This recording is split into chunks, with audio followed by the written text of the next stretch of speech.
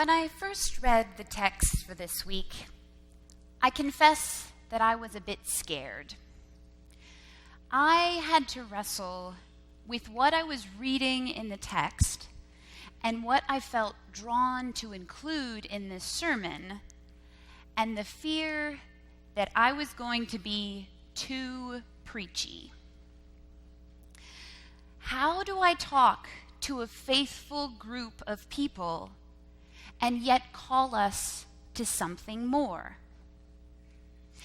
I got stuck on a few phrases that kept coming back to me as I read today's passages. Always be ready to make your defense to anyone who demands from you an account for the hope that is in you, yet do it with gentleness and reverence. So, even through my fear of sounding preachy, I want to talk today about sharing our faith and more broadly about mission. In some ways, me talking about mission is an unlikely pairing. I have been resistant to being a leader in the church and am highly critical of some of the ways that I have seen mission done. Yet, as I have grown in my faith, my understanding, my experience, I've moved from being resistant to mission to being a passionate advocate for mission. One very formative experience for me in this journey happened in my first pastorate in Australia when I was fresh out of college. I was on a walk with one of my friends, and one of her friends came with us. My friend's friend, a woman that I had never met before, upon hearing that I was a youth worker in a local church, started asking me questions about my faith, the church, and how we did things. She was asking me out of genuine curiosity and a spirit of interest, not judgment. But before I realized what I was doing, I shut her down. I had nothing to be defensive about, but I kept changing the subject or redirecting. Here was someone who was asking me about my faith, and it freaked me out so much that I literally started talking about the weather. I wonder how many of us have felt this fear or resistance to talking about our faith. Anyone? Anyone? Maybe it's just me. I had tended more towards the saying, preach the gospel at all times, and if need be, use words. Wasn't my good life and works enough for people to see? As Mennonites, we do so much good. This is a comfortable place for us, doing things. We make food. We build houses. We pick up buckets and bail people out after a flood. We recycle. We make quilts. We teach sustainable farming. We fill relief kits. We do really well. But when it comes to talking about our faith, we can choke on our words and find ourselves completely tongue-tied. Where does this fear of speaking come from? We are an educated and articulate people. As we've been talking about Kids Club and what kind of mission we are called to be doing in this church in our neighborhood, we've heard some resistance to the idea that this might be evangelism.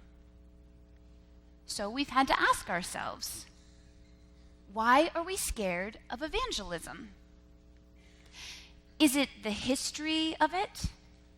Not wanting to be a colonial force, pressuring our faith onto others? But our history as Anabaptists is mixed. The first Anabaptists had their tongues cut out of their mouths, or tongue screws forced into their mouths to stop them from preaching and converting people on the way to their death.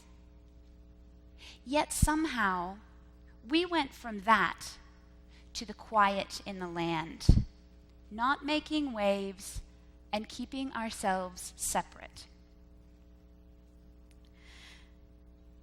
Now we are articulate and almost evangelistic about aspects that flow out from our faith, like peacemaking and community.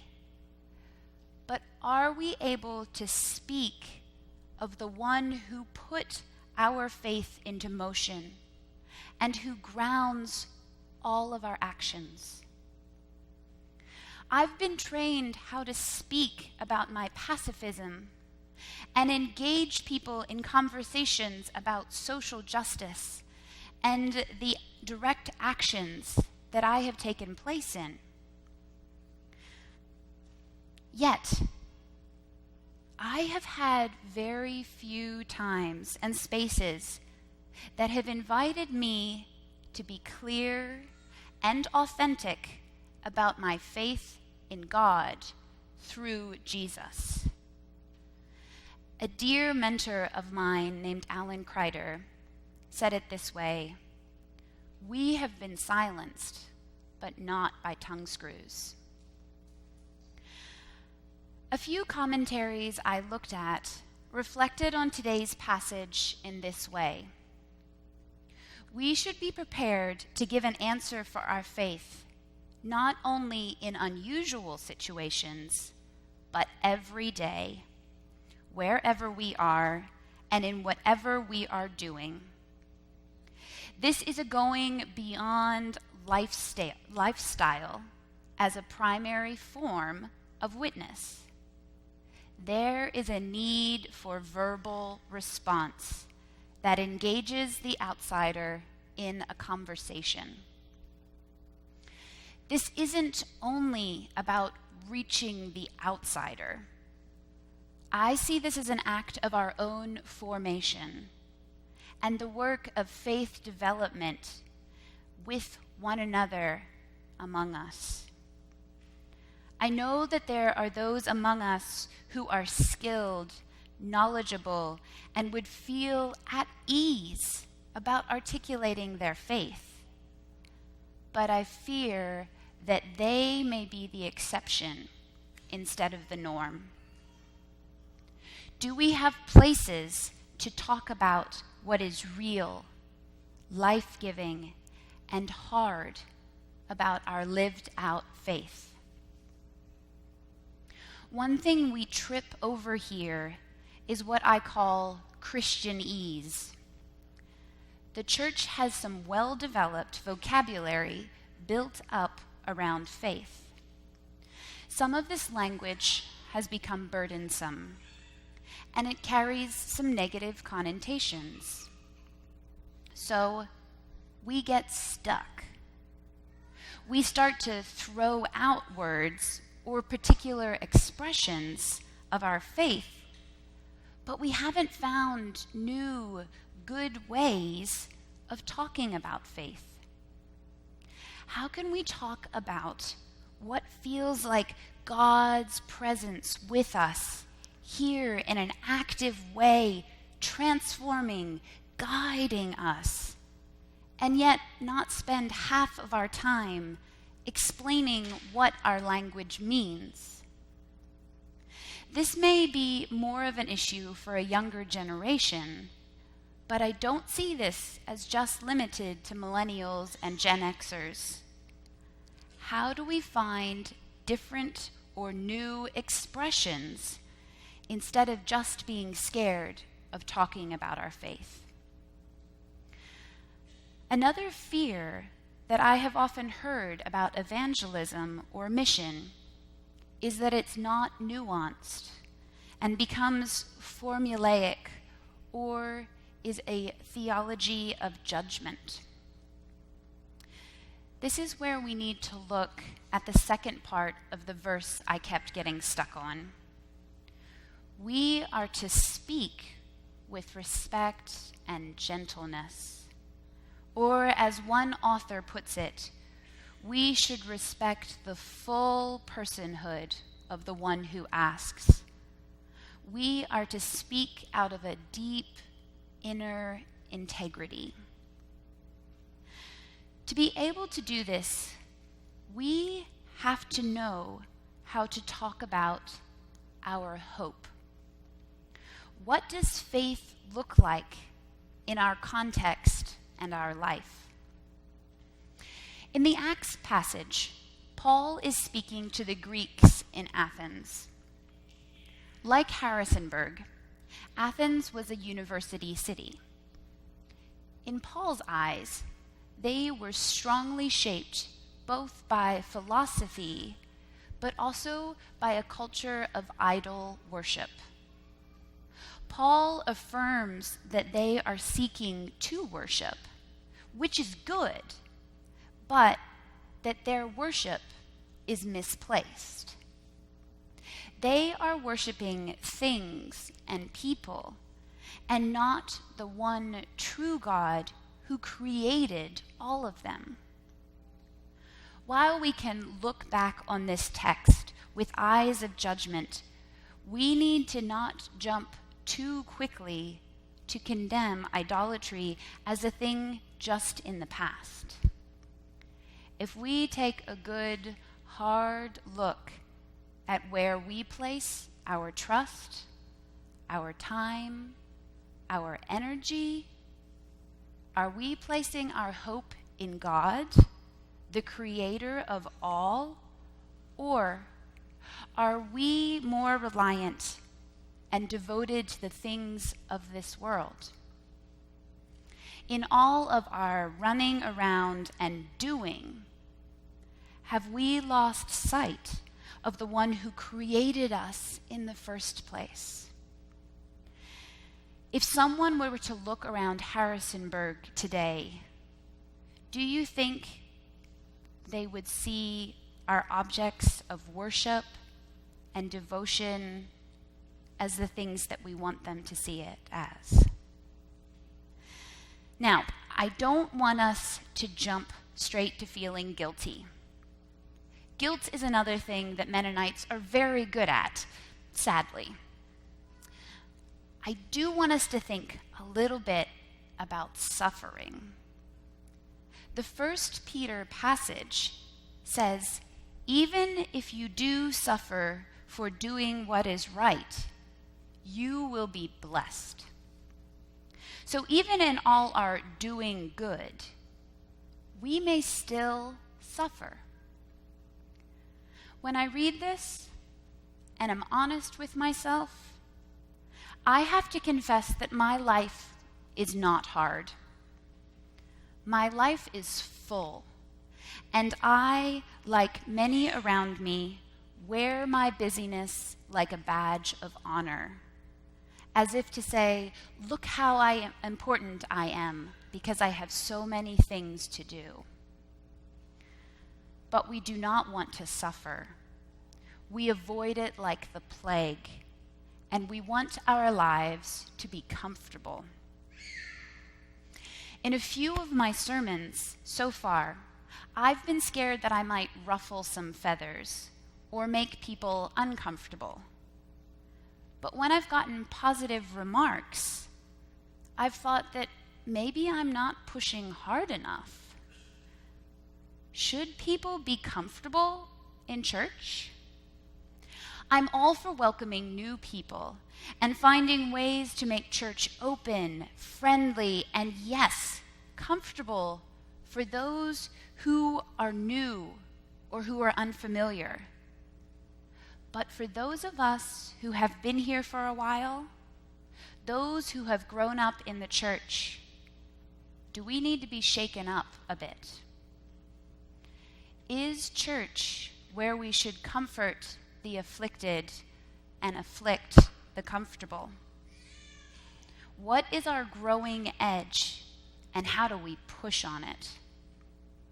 As a preacher, should I be looking for nodding heads and affirmation for the good words that I'm saying?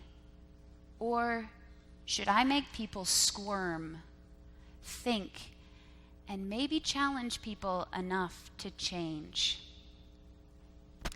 And I don't mean uncomfortable about the music that we don't like, or that child that is louder than we want them to be, but uncomfortable because God's Spirit is convicting us.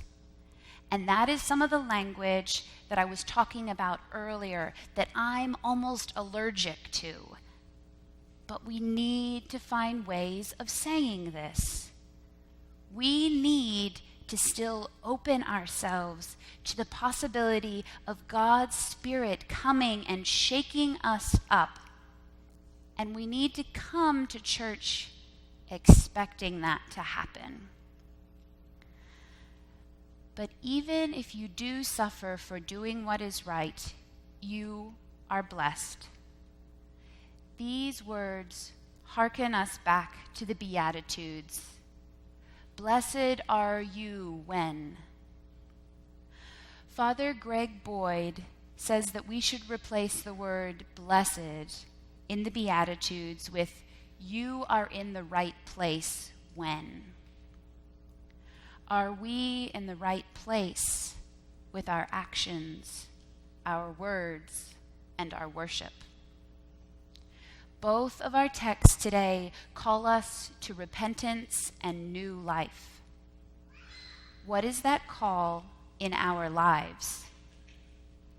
When Paul tries to explain God to those in Athens, he says that we are created with the purpose of searching for God, and perhaps groping for God, and finding God, because God is not far off from any of us. We are God's offspring. In God we live and move and have our being. Can we be okay with just being in God, not having to serve God or do for God? Can we just be held and known and express what that is like? Let me circle back around to where we started today. When I went back to Australia as an adult, I went as a missionary. I didn't use that language much for myself because it made me uncomfortable. Yet the question I had to start asking is one that I still wrestle with now. How is being a missionary any different from living out a life of faith? Yes, I was called to the work that I was doing, but aren't we all called? And an even harder question for me was this: how am I as a Christian any different to the other very nice people around me? Is it my walk, in my talk, or in my very being? Maybe this week you can ponder these questions with me. How do I articulate and live out the hope that is in me? What is that hope? How has my walk with God changed me? How has the life, death, and resurrection of Jesus transformed me? We just came through Easter with our beautiful and massive celebrations. What does that mean on the day after Easter? What life and new work are we born into? The Anabaptists during the time of the Reformation talked about walking in the resurrection. What might that look like for us? 1 Peter gives us a clue to what sets us apart. Do not fear what they fear. Hope is what makes us different to our non-Christian neighbors. We are set free through Jesus. How are we ready to express that hope and that freedom? All that I've been saying today feels so basic and yet so difficult. Being in God and speaking of faith seems so foundational and yet at times so foreign. May this simple yet hard work be the work that we do together. Amen.